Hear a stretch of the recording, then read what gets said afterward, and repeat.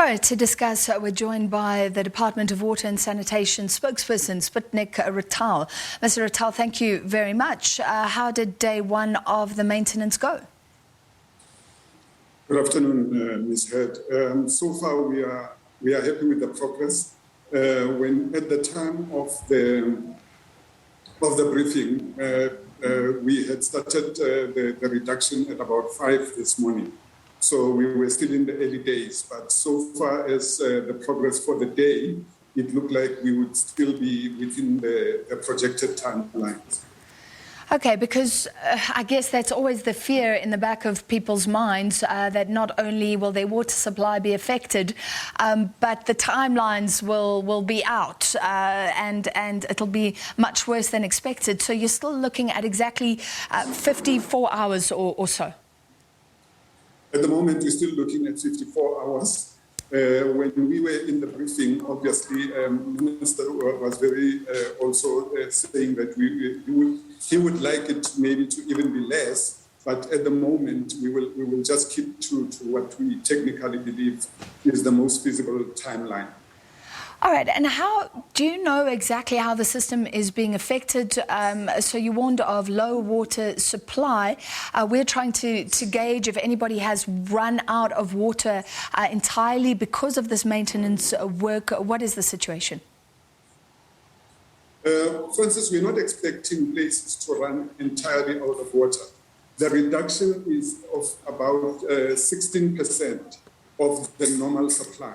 Ordinarily, water supply is about 4,600 million liters of water per day. And this reduction refers to about 600 million. And what we are saying is that we should be able to, with the amount of water that is in the reservoirs at the moment, be able to get through the 2.5 to 3 days. So at the moment, we are not expecting anything to really go awry. As far as the first few hours of this first day have gone, everything is still within expectation. There were some unverified reports of problems at a reservoir in Herstaffel.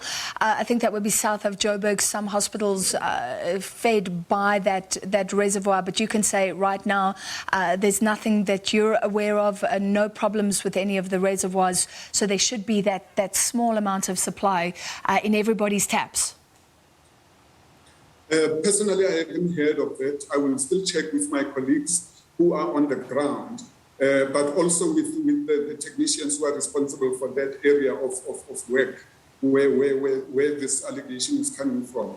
And obviously, what we have done is that, and that is the rationale that we utilized, where we were able to, for over a week ahead of time, inform our customers, especially the municipalities, of this intention to have this 54 hours of reduced water supply, so that there could be further planning at that level to be able to make sure that in case the reservoirs come down, there should be a plan B in any area that is supplied by rainwater. Yeah, I can read what City of Joburg tweeted earlier today. It said Johannesburg water reservoirs are currently stable.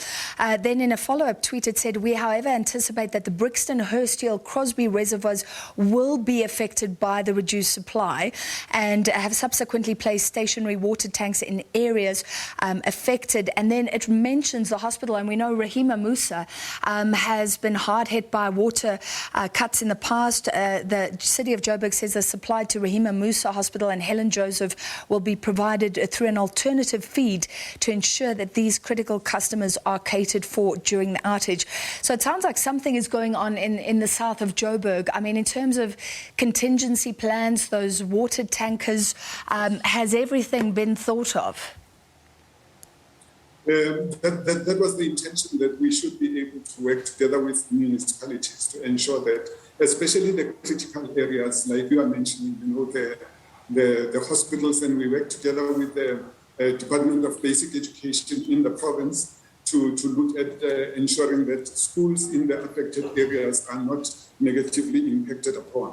So those are some of the measures that we are hoping that will be in place in order to cater for the clients in this time. But obviously, we are going to be in touch with everyone on an ongoing basis so that we can be able to make sure that we do not get caught, unawares as best as possible. Yeah, sure, Mr. Ratau, and this is planned maintenance on two very big pipelines. My question is to you, and of course it's because you need to supply more people with water.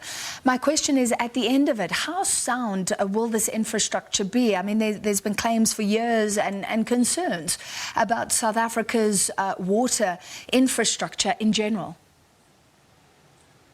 I can safely say that, when it comes to the bulk infrastructure, that is not even fairly, but very well sound, in the sense that it is something that we pay particular attention to, because we cannot afford, especially bulk infrastructure. And bulk infrastructure, you would include your dams, you would include your major pipelines, and so on, that we cannot, afford to have them fail, because that would be catastrophic for everyone.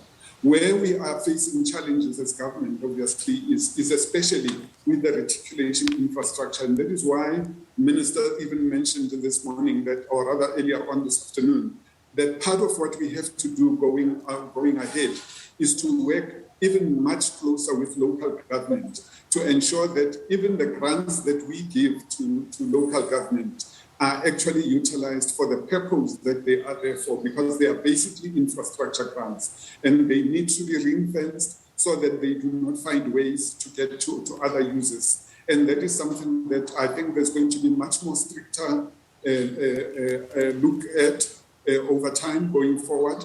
But it's something that is very, very critical, because if we want to provide these services to people, we cannot afford infrastructure that is not operating optimally where it is available.